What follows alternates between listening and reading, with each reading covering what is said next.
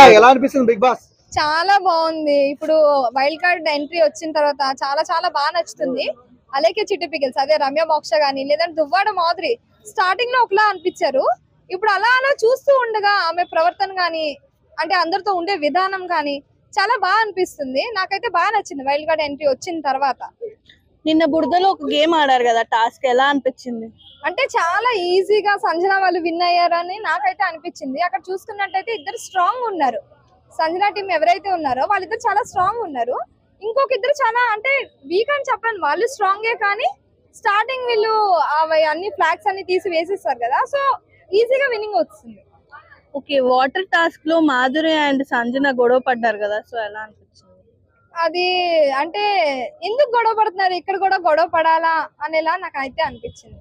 నిన్న అర్జున్ అండ్ అమర్దీప్ వచ్చారు కదా, సో ఇంట్లో ఉన్న వాళ్ళు ఎంటర్టైన్ చేయట్లేదని వీళ్ళని పంపించారంటారు. ఎగ్జాక్ట్లీ అనుకోవచ్చు. అంటే ఇప్పుడు అమర్దీప్ ని చూస్తేనే చాలా ఎంటర్టైనింగ్ గా అనిపిస్తుంది, ఏదో ఒక రకంగా నవ్వైతే వస్తుంది. సో అలాంటిది హౌస్ లోకి ఆ గెటప్ లో పోలీస్ గెటప్ లో వస్తే చాలా డిఫరెంట్ గా అనిపించింది. ఇంకా శ్రీజ రీఎంట్రీ కూడా మేబీ ఉండొచ్చని అనిపిస్తుంది.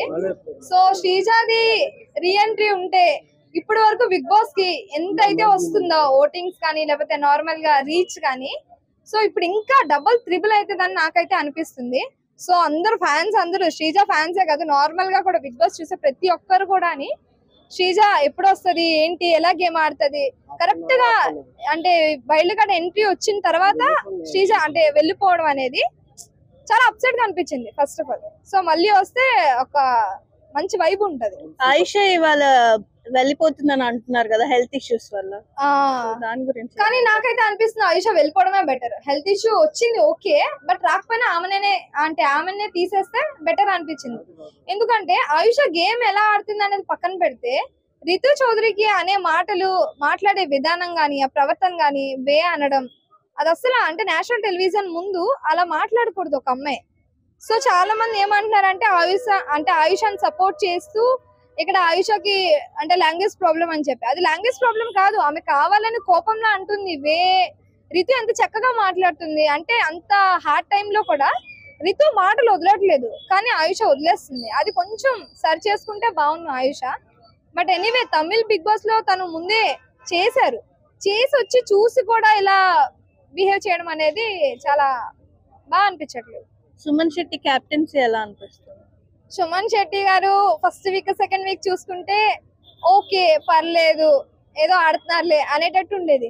తర్వాత థర్డ్ వీక్ ఫోర్త్ వీక్ నుంచి అలా చూసుకొని వస్తే సో సుమన్ శెట్టి గారు తనూజ ఎమ్మాన్యుయల్ వీళ్ళు ముగ్గురు కూడా లాస్ట్ వరకు ఉండే కంటెస్టెంట్స్ లాగా నాకైతే అనిపిస్తున్నారు. చాలా స్ట్రాంగ్ కూడా. సుమన్ శెట్టి గారికి చాలా ఉన్నాయి, అంటే చాలా మంది ఫ్యాన్స్ ఉన్నారు అనమాట. ఆయనకి సెపరేట్ ఫ్యాన్ బేసే ఉంది. సుమన్ శెట్టి గారికి బాగా ఆడతారు, కెప్టెన్ గా కూడా బాగా చేస్తున్నారు.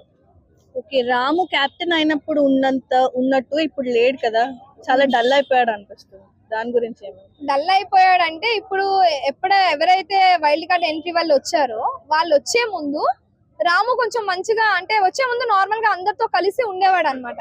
ఇప్పుడు వైల్డ్ కార్డ్ వచ్చాక నార్మల్ గా ముందు వచ్చే వాళ్ళని అంత ఎక్కువగా పట్టించుకోవట్లేదు.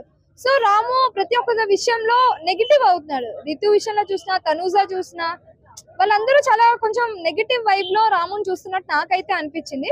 డల్ అవుతున్నాడు, మరి ఎందుకు అవుతున్నాడో గేమ్ పరంగా అవుతున్నాడో లేదంటే నార్మల్ గా మరి ఏంటో అనేది మనకు కూడా తెలీదు. But okay.